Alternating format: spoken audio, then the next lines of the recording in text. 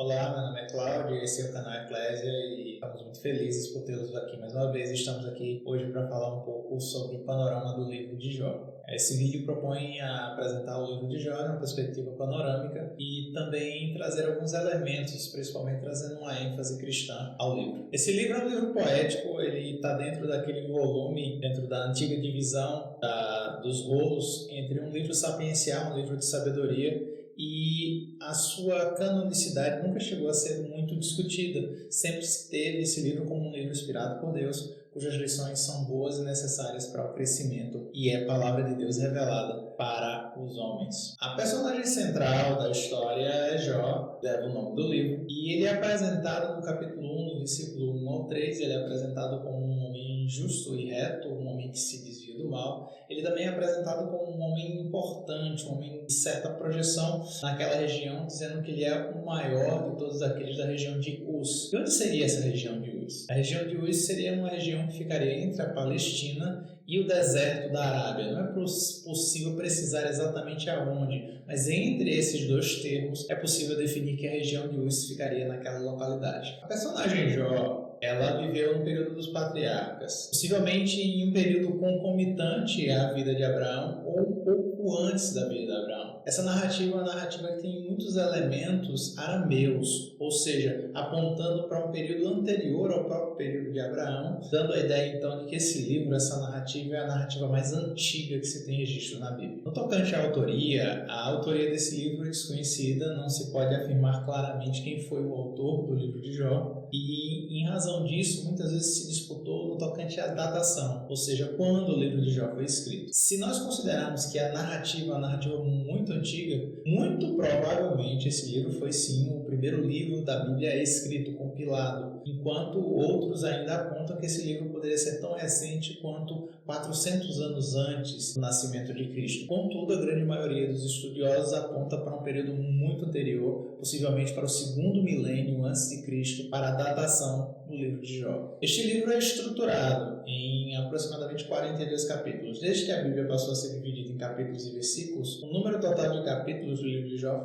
foi dividido em 42. E esses 42 capítulos nos apresentam a narrativa de uma maneira linear e ele é bem dividido e dá para a gente compreender bem como é que funciona a estrutura do livro de Jó. Basicamente, nós temos dois grandes encontros, nós temos um conjunto de diálogos e, por fim, a resolução da história. O capítulo 1 e o capítulo 2 são esses capítulos dos encontros. No capítulo 1 nós temos a apresentação de Jó como personagem e nós temos logo na sequência, já nós somos transportados para os céus, onde nós vamos ter Deus e os anjos de Deus se apresentando e Satanás vindo no meio deles. Nesse encontro de Deus e o diabo nos céus, nós vamos ter, na verdade, uma conversa onde Deus vai apresentar a Jó, vai dar testemunho de Jó, indicando que ele era um homem bom e reto e que se desviava do mal, e ainda assim o diabo vai desafiar Deus no sentido de que ele vai dizer que isso tudo é devido ao fato de que Jó é abençoado, de que Jó tem riquezas, de que Jó é grandemente protegido por Deus.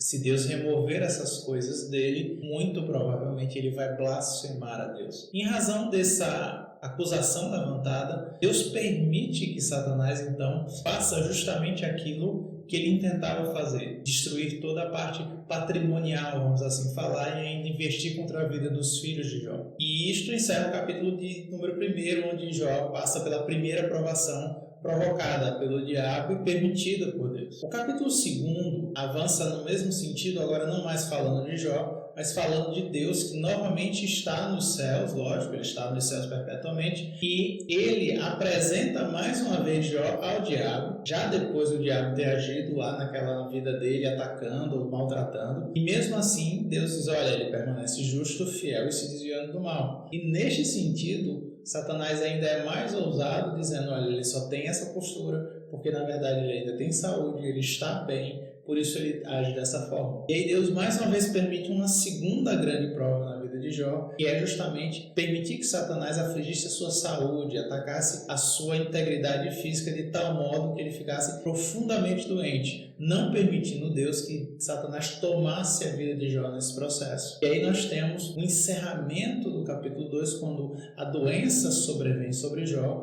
e essa condição de miséria é mais agravada, e vem a chegada dos amigos de Jó, fechando o ciclo do capítulo 2. A partir desse ponto, nós vamos iniciar uma série de debates, uma série de ciclos de debate, um total de 3 ciclos de debate, começando a partir do capítulo número 3. Do capítulo 3 até o capítulo número 14, nós vamos encontrar o primeiro conjunto de diálogos ou de debates entre Jó e seus amigos. Na verdade, o capítulo 3 começa com Jó desabafando, falando da sua condição, falando de como ele se sente, o que ele pensa a respeito de tudo que ele está vivendo.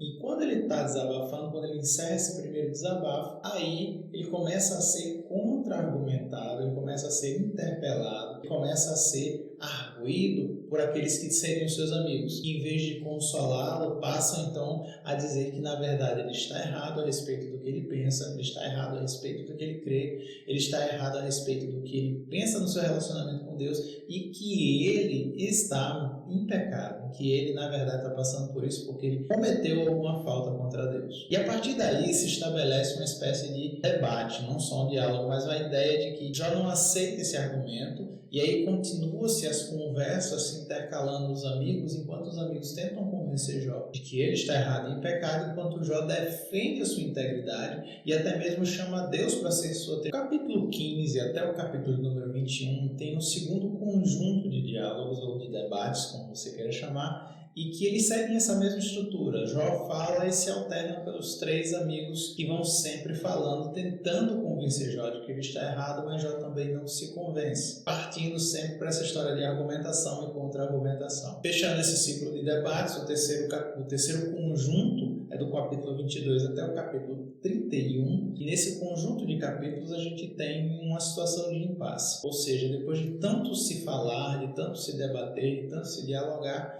a impressão é que nem Jó se convence do seu pecado em razão da argumentação dos amigos, nem os amigos conseguem ficar satisfeitos com os argumentos de Jó no tocante à sua própria condição. Quando aparentemente a história vai terminar meio que sem solução, aí surgem novas personagens para mudar o curso da história. O capítulo 32 nos introduz uma nova personagem. Essa personagem é um jovem que não é listado como um dos amigos de Jó, mas que muito provavelmente veio com os amigos de Jó, possivelmente em uma caravana, para estar lá presente. E o que acontece? Por ser jovem, ele esperou os mais velhos falarem, e quando surgiu a oportunidade, ele decidiu falar sobre aquilo que ele entendia do que estava acontecendo e dar também sua opinião sobre a história. E ele faz uma série de declarações que são interessantes de serem pontuadas e de serem analisadas, como a gente vai analisar no curso desse vídeo. Capítulo 38, nós vamos ter a apresentação da personagem mais ilustre e mais importante. Nós vamos ter a apresentação do próprio Deus. Nós vamos ter aí a voz de Deus falando diretamente com Jó. E do capítulo 38 até o capítulo 41, nós vamos ter Deus falando com Jó.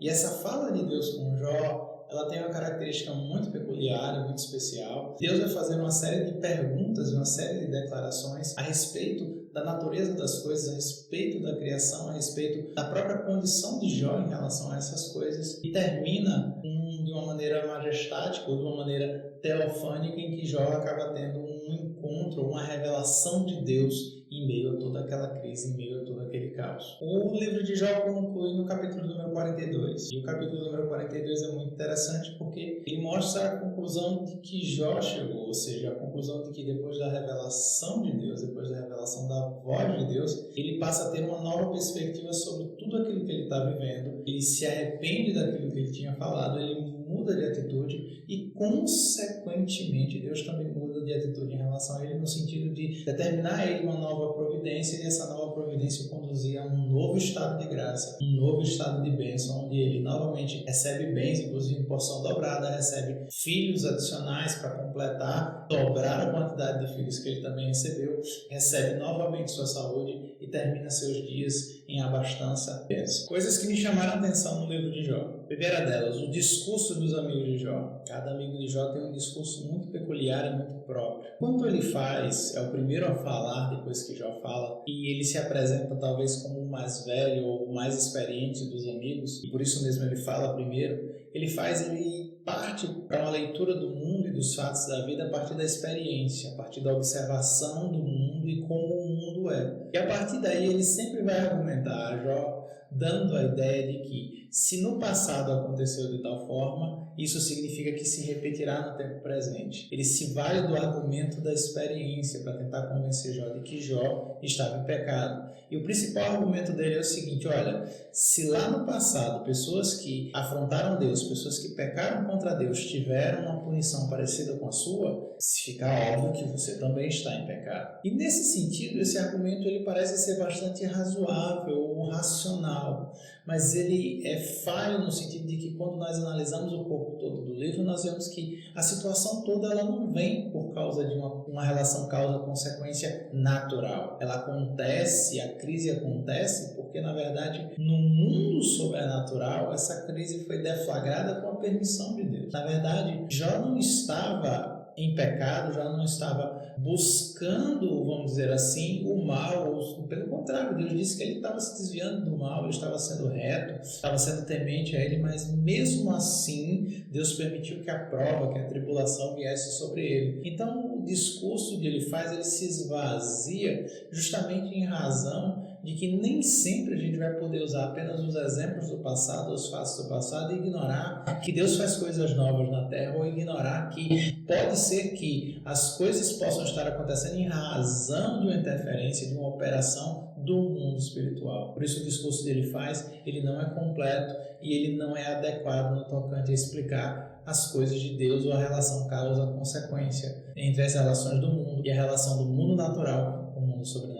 O discurso do segundo amigo de Jó a falar, que é Bildade, é um discurso também interessante e revela uma certa beleza até nas argumentações que ele apresenta quando você olha no conjunto do texto, mas que ele se pauta na ideia de que tudo é vaidade, que tudo é passageiro, que nós não temos condições de conhecer a verdade. E por não conhecer a verdade, por permanecer nesse estado de ignorância, o melhor que podemos fazer é reconhecer que pecamos, que nos afastamos de Deus e, portanto, devemos tornar a Ele. Pelo menos isso é que ele argumenta com Jó. E esse argumento, apesar de ser bonito, ele é esvaziado no sentido de que nem tudo vai ser resolvido com a passagem do tempo. Nem tudo vai ser apontado ou vai ser solucionado simplesmente deixando o tempo passar ou o tempo curar. Na verdade, uma outra coisa que esse discurso carece ou que peca é dando a ideia de que somos absolutamente ignorantes quanto à verdade. Na verdade, nós conhecemos uma parte. A Bíblia vai nos falar, inclusive através da letra, da pena do apóstolo Paulo, pela ação do Espírito Santo, e que em parte a gente conhece, em parte a gente profetiza, dando a ideia que sim, há um conhecimento, ainda que não seja total, ainda que a gente não conheça completamente Deus, ainda que a gente não conheça completamente a revelação, os propósitos dos quais Deus permite que as coisas aconteçam, existe sim uma parte revelada. E a parte revelada pertence a nós. Então, esse discurso de Bildade, ele cai, ele peca, ele acaba decaindo de sua posição no sentido de que podemos sim conhecer a verdade, ainda que não possamos conhecê-la na plenitude como Deus a conhece, mas podemos conhecê-la na medida necessária para caminhar na verdade, exercendo fé e permanecer e estabelecer com Deus um relacionamento verdadeiro. Nesse sentido, a gente não pode deixar a ideia de que a gente não tem condição, que a gente é ignorante, que não vai ter revelação, não. Já existe a Bíblia, já existem meios revelatórios, já existe a possibilidade, por meio do Espírito Santo, de termos acesso à mente de Cristo. Isso significa que sim, podemos conhecer sim a verdade. Inclusive, Jesus chama a nós para que tenhamos um relacionamento com Ele, e Ele declara que Ele mesmo é a verdade. Então, ter um relacionamento com Ele é ter um relacionamento com a verdade encarnada. Nesse sentido, o discurso de Bildade cai no universo que ele tanto afirmou da vaidade. O terceiro discurso é o discurso de Zofar. E Zofar é um dos três amigos de Jó, é o que pega mais pesado com ele. É aquele que ataca Jó de uma maneira muito forte. E ele faz com base na perspectiva de que Deus é um Deus justo, Deus é um Deus fiel, Deus é um Deus que vai retribuir o pecado ainda aqui na terra completamente. Ou seja, ele parte daquela ideia de que aqui se faz, aqui se paga. E por isso ele acredita que se Jó está passando pelo que ele está passando, ele fez por merecer. E se os filhos de Jó morreram dessa forma, também mereceram morrer. Esse raciocínio é um raciocínio muito pautado na ideia de uma retribuição, de um Deus absolutamente justo, que é um aspecto do Deus revelado na Bíblia. Mas é um discurso que cai no universo do legalismo, no universo da religiosidade extremada. Por quê? Porque exclui completamente a possibilidade da graça e da misericórdia, das operações graciosas e misericordiosas de Deus. Infelizmente, a gente ainda tem que pontuar que dentro do universo cristão ainda tem gente que se pauta muito por esse discurso. Um discurso em que está muito mais ligado à lei de Moisés, onde olho por olho, dente por dente é levado a efeito, do que propriamente dentro do evangelho, a ideia da graça. A ideia de que a gente não vai receber aquilo que a gente merecia, mas a gente vai receber um favor de Deus que vai nos beneficiar mesmo não sendo merecedores. Essa é toda a ideia por trás da graça, essa é toda a ideia por trás da chamada do Evangelho. Por isso o discurso dele é um discurso que perde sentido, porque ele só olha para um aspecto da natureza de Deus, ou para um dos atributos de Deus, que é a sua justiça e eventualmente a sua ira.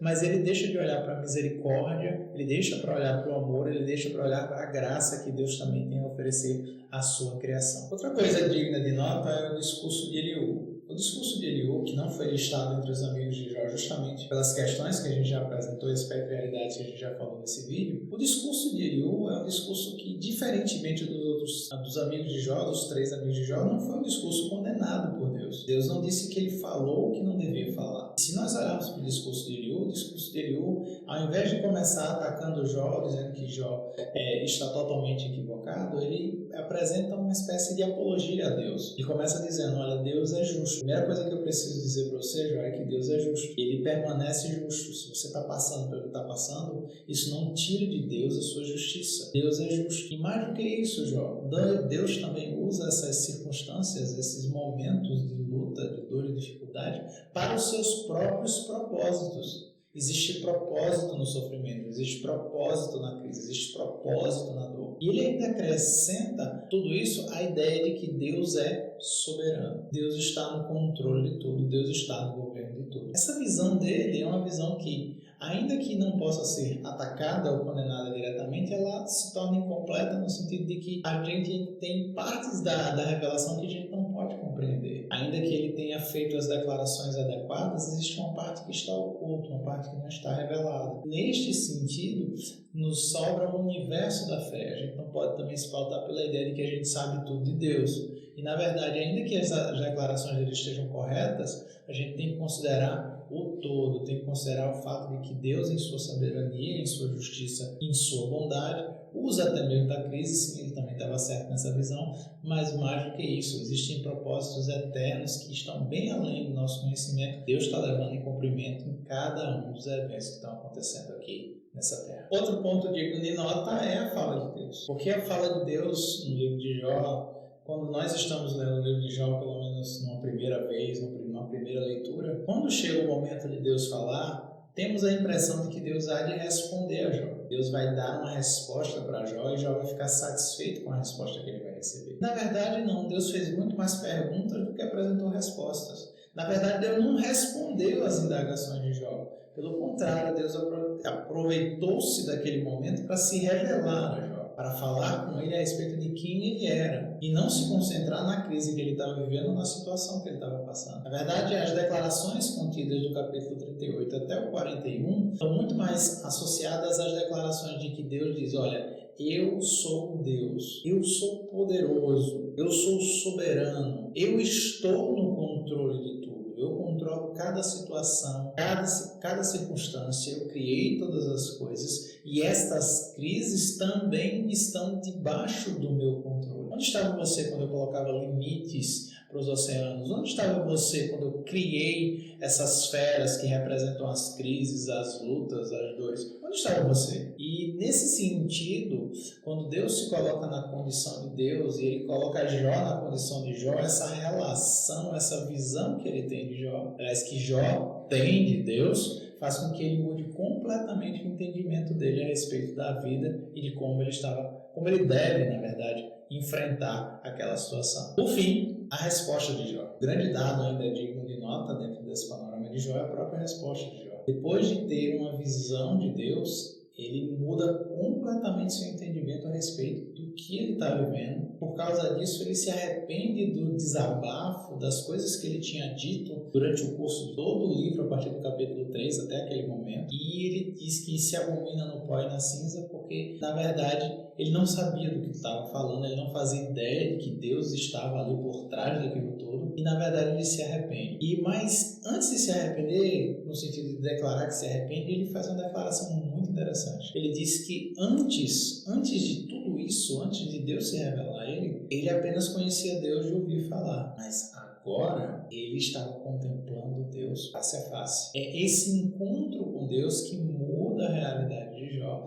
e faz com que ele agora olhe com outros olhos para a própria situação e para a sua própria condição. Na verdade, isso nos faz apontar para uma ênfase cristã muito importante que o livro de Jó pode dar. A ideia de que a gente também tem que se examinar para saber se a gente está servindo um Deus que a gente aprendeu a servir por ouvir falar dele, porque foi ensinado numa igreja, porque se falaram que Deus existe, a gente acaba tendo uma referência, mas nunca tendo um encontro pessoal com Deus, nunca tendo um relacionamento pessoal com Jesus através da pessoa do Espírito Santo. E o livro de Jó nos ressalta a importância desse encontro para uma mudança para além das circunstâncias, para uma mudança verdadeiramente transformadora e modificadora do nosso interior. Nesse sentido, o livro de Jó é muito útil, muito válido para nos lembrar da importância de termos um relacionamento pessoal com Deus. Um relacionamento que possa fazer com que, como Jó, nós possamos declarar: antes eu ouvia falar de ti, mas agora te conheço por ter contemplado a tua face. Nesse sentido, o livro de Jó